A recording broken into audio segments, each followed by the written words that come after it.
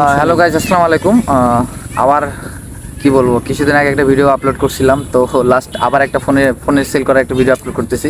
তো আমি আপাতত যদি দেখেন আমার পিছনে ব্যাকগ্রাউন্ড যদি দেখেন যে আম গাছ আছে, আমি সেই সেম জায়গাতে বসে একটা ভিডিও আপলোড করছিলাম, ফোনে আপডেট দিয়েছিলাম। তো এর মধ্যে আমি যদি দেখাই যে এই ফোনটা আমার অনর ম্যাজিক 3 আলটিমেট ফোনটা আর কি, কন্ডিশন সব কিছু দেখাইছিলাম। এই ফোনটা আমি পোস্ট করছিলাম 32,500, আই থিঙ্ক, না 32,500 টাকা। এই ফোনটা আজকে সেল হয়ে যাইতেছে 30,000 টাকায়।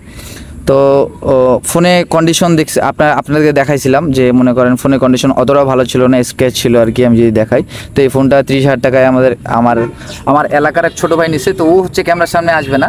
তো ফোনটা হচ্ছে আপডেট দেওয়ার এই কারণে, এটাই কারণ যে হইতেছে যে আমাকে আজকে অনেকে নক করে বলছে যে ভাই আমি ফোন কিনবো বা আমার বাজেট লো বাজেট, আমার লো বাজেটের ভিতর। ভাই এই সময় আপনারা চাইলে আমার কাছ থেকে ফোন এক্সচেঞ্জ করতে পারবেন, কারণ আমি স্টিল নাও বাংলাদেশে আছি।